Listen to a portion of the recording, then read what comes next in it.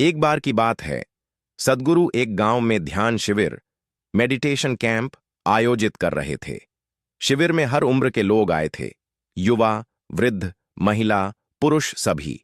हर कोई सद्गुरु के वचनों से प्रभावित था, लेकिन उनमें से एक व्यक्ति, रमेश, हमेशा उदास और चिड़चिड़ा रहता था। वो सद्गुरु से अक्सर शिकायत करता, सद्गुरु, दुनिया बहुत बुरी है, लोग धोखा देते हैं। मैं अच्छा बनने की कोशिश करता हूं, लेकिन दुनिया में अच्छाई की कोई कीमत नहीं है।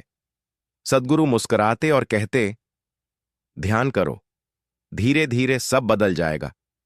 एक दिन सद्गुरु ने सबको सुबह सुबह जंगल की सैर पर बुलाया। सब लोग उनके साथ चल दिए। रास्ते में रमेश ने देखा कि सद्गुरु नंगे पांव चल रहे हैं। रास्ते में कांटे, पत्थर और कंटीली झाड़ियां थीं, लेकिन सद्गुरु शांति से चल रहे थे, जैसे कुछ महसूस ही ना हो। रमेश से रहा नहीं गया। उसने पूछा, सद्गुरु, आपके पैर नहीं दुखते? आपको तकलीफ नहीं होती? सद्गुरु रुके, मुस्कुराए और बोले, रमेश, कांटे तो रास्ते में होंगे ही। अगर मैं हर कांटे को हटाने लगूं तो मंजिल तक कभी नहीं पहुंच पाऊंगा, पर अगर मैं अपने पांव को मजबूत कर लूं तो कांटे मुझे तकलीफ नहीं देंगे। फिर सद्गुरु ने धीरे से रमेश का कंधा ठपठपाया और बोले, दुनिया में बुराई है, पर अच्छाई भी है। अगर तुम हर बुरे इंसान से लड़ने लगो तो कभी खुश नहीं रह पाओगे, लेकिन अगर तुम अपने भीतर शांति और स्थिरता पैदा कर लो तो कोई भी तुम्हें दुखी नहीं कर सकता। उस दिन रमेश को जीवन की एक बड़ी सीख मिली। उसने पहली बार ध्यान में बैठकर खुद के भीतर झांका। धीरे धीरे उसका स्वभाव बदलने लगा। शिकायतें कम हुईं, मुस्कान बढ़ी और उसका जीवन बदल गया। कहानी की सीख, दुनिया को बदलने की जगह खुद को बदलना ज्यादा प्रभावशाली होता है। सद्गुरु कहते हैं, inner engineering is the key. बाहर की दुनिया हमारे बस में नहीं, लेकिन भीतर की दुनिया पूरी तरह हमारे हाथ में है। छाया की खोज। सद्गुरु की एक और प्रेरणादायक कहानी। एक बार सद्गुरु हिमालय की यात्रा पर निकले। वह अकेले थे और ऊंचे पर्वतों की गोद में ध्यान करते हुए कई दिन बिता चुके थे। एक दिन एक नौजवान यात्री वहां पहुंचा जो जीवन से बहुत थक गया था।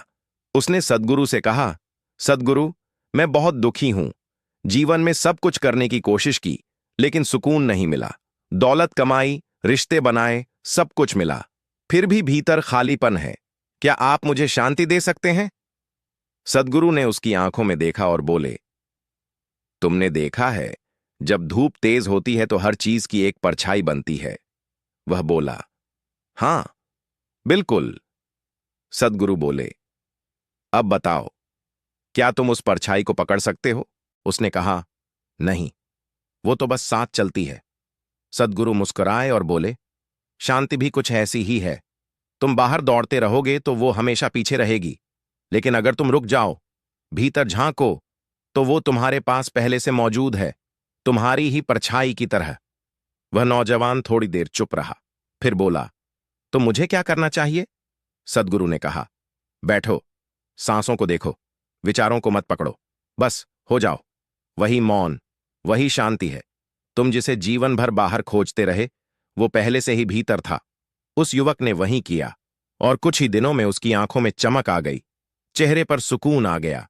सद्गुरु ने कहा, तुम बदल गए नहीं हो, तुम वही हो, बस अब तुमने खुद को देख लिया है। यही जीवन का असली चमत्कार है।